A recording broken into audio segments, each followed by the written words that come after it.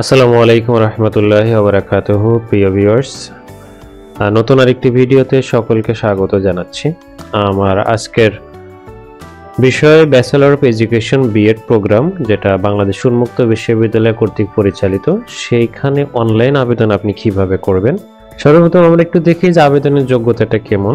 আবেদনের যোগ্যতা অনুমোদিত বিশ্ববিদ্যালয় থেকে স্নাতক বা সমমানের ডিগ্রি অর্থাৎ বিএ পাস করতে হবে। আবেদনের তারিখ 15/11/2024, যেটা অলরেডি শুরু হয়ে গেছে, এবং 28 তারিখ পর্যন্ত আপনি আবেদন করতে পারবেন। আবেদন ফি 700 টাকা। মোটামুটি এগুলোই হচ্ছে নোটিশ। সো আমরা এখন আবেদন কিভাবে করব সেখানে একটু চলে যাই। সর্বপ্রথম আপনি চলে যাবেন গুগল, সেখানে গিয়ে লিখবেন BOU, লিখলে আপনার সামনে বাংলাদেশ উন্মুক্ত বিশ্ববিদ্যালয়ের ওয়েবসাইট চলে আসবে। জাস্ট এটা আপনি ওপেন করবেন।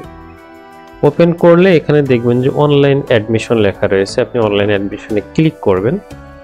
ক্লিক করার পর আপনার এখানে নিচে লেখা আসবে স্কুল অফ এডুকেশন, ঠিক তার নিচে bachelor of education B Ed circular আছে, এখানে অ্যাপ্লাই নাও আছে। আপনি অ্যাপ্লাই নাওতে ক্লিক করবেন। ক্লিক করার পর আপনার সামনে প্রথম স্টেপ চলে আসবে রিজিওনাল সেন্টার। আপনার আসলে কোন সেন্টারের আন্ডারে আপনার বিএডটি করবেন। সো সারা বাংলাদেশে অনেকগুলো রিজিওনাল সেন্টার রয়েছে। আপনার হাতের কাছে যেটা, আপনি সেই রিজিওনাল সেন্টারটি সিলেক্ট করে দিবেন। দেন একটা রিজিওনাল সেন্টারের অধীনে অনেকগুলো সাব রিজিওনাল সেন্টার কিন্তু থাকে। আপনার বাসার পাশে হাতের কাছে যেটা আছে আপনি সেটাই সিলেক্ট করবেন।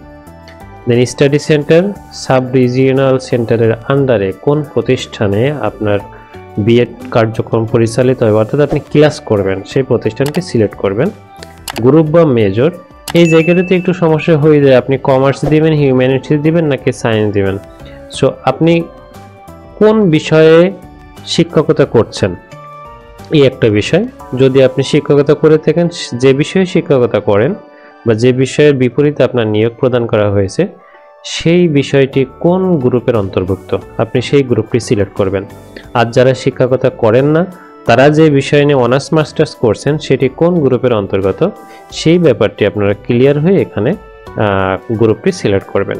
সো আমি হিউম্যানিটিস সিলেক্ট করে দিচ্ছি। দেওয়ার পরে আপনি নেক্সটে চাপ দিলে আপনার স্টেপ 2 চলে আসবে।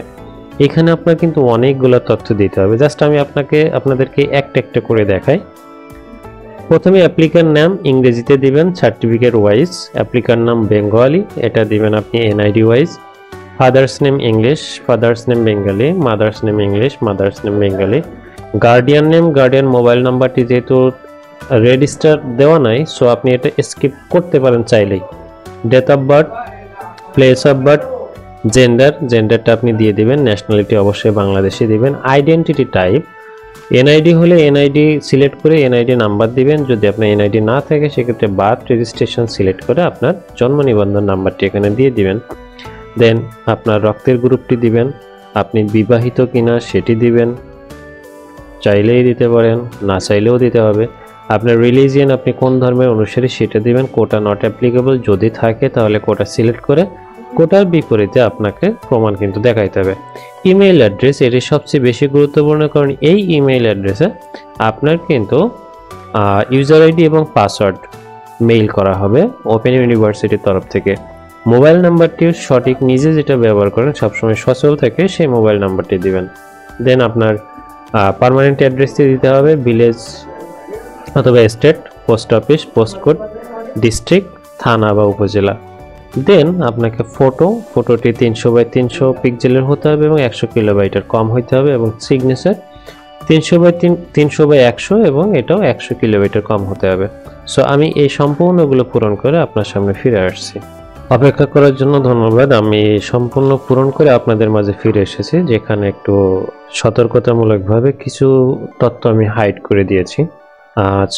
ছবিটি অবশ্যই আপনি আগেই ছবি এবং সিগনেচার আগে রেডি করে রাখবেন। আমি জাস্ট একটু সিলেক্ট করি, ব্রাউজারে চাপ দেবেন, আপনার যে ফোল্ডারে ছবিটি আছে সে ফোল্ডারে গিয়ে ছবিটি আপনি সিলেক্ট করে দেবেন। ছবি এবং সাইনটি সিলেক্ট করে দিয়ে নেক্সট বাটনে ক্লিক করবেন।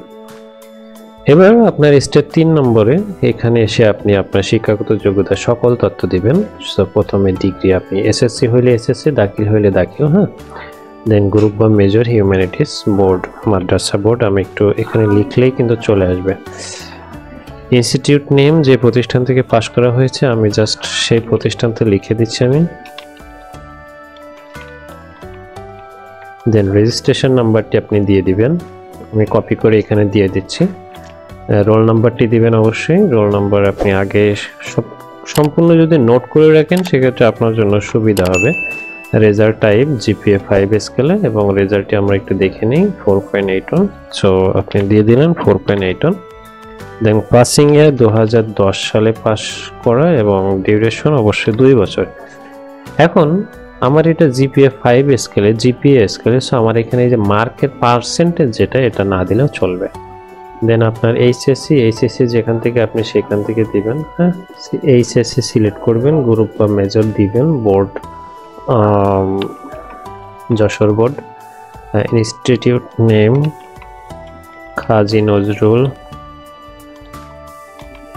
এম কলেজ, আপনি রেজিস্ট্রেশন নাম্বারটি দিয়ে দিবেন।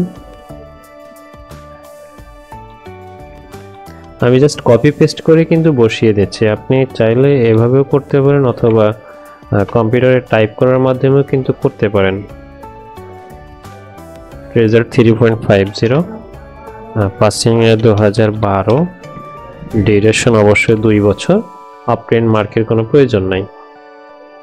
এরপরে ব্যাচেলর ডিগ্রি, এটা অনার্স করা, সো বিএ, আমি এখানে পাচ্ছি না, একটু খুঁজে দেখতে হবে। হ্যাঁ, ব্যাচেলর অফ অনার্স কোন জায়গায় আছে, ব্যাচেলর অফ সায়েন্স, এই যেটা bachelor of honours. So honours complete করা, দেন মেজর এন বাই এ দিয়ে দিবেন, বোর্ড বা university, national university, national university institute name দিবেন। এখানে ইনি তালা গভর্নমেন্ট কলেজ থেকে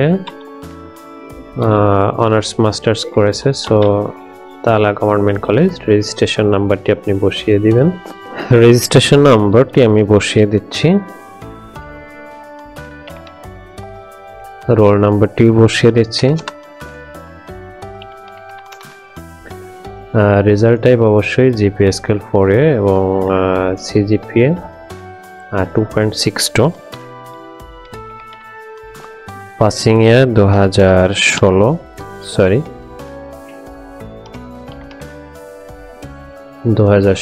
ডিউরেশন 4 ইয়ার্স, অবটেইন মার্কের প্রয়োজন না। জাস্ট আপনি এভাবে পূরণ করে দিবেন, পূরণ করে দিয়ে নেক্সট বাটনে ক্লিক করবেন।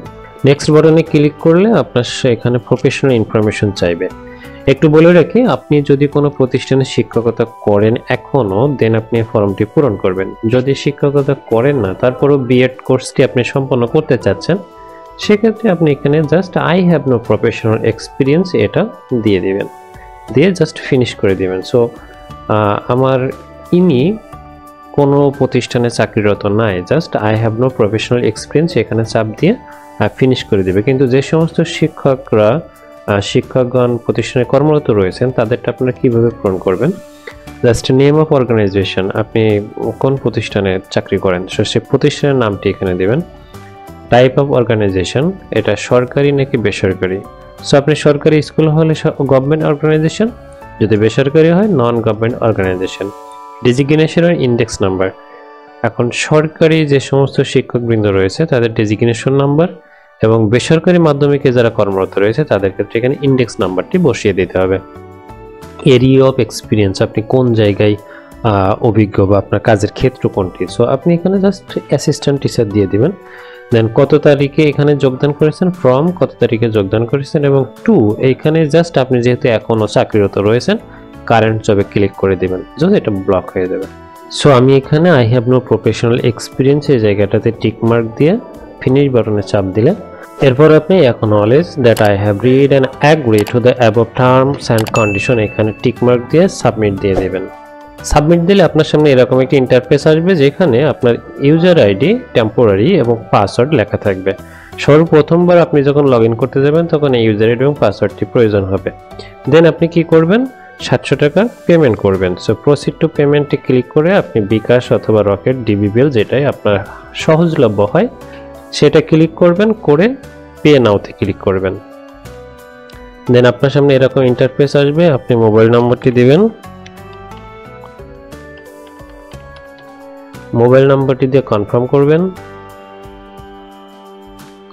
কনফার্ম করলে আপনার এখানে একটা বিকাশ ভেরিফিকেশন কোড যাবে, ভেরিফিকেশন কোডটি আপনি বসিয়ে দিবেন।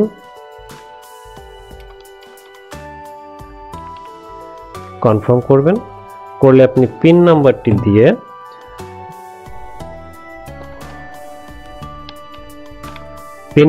দিয়ে আপনি কনফার্ম করলেই আপনার বিকাশ থেকে পেমেন্ট কমপ্লিট হয়ে যাবে এবং আপনার সামনে একটা ফর্ম দিবে, যে ফর্মটিকে আপনি ডাউনলোড করে প্রিন্ট করে সংরক্ষণ করবেন। এই ছিল আজকের মতো। যদি কোনো সমস্যা হয় তাহলে কমেন্ট করতে ভুলবেন না, আমি সমাধান দেওয়ার চেষ্টা করব। ভিডিওটি ভালো লাগলে শেয়ার করবেন এবং সাবস্ক্রাইব লাইক করে পাশে থাকবেন। ধন্যবাদ সকলকে। আসসালামু আলাইকুম।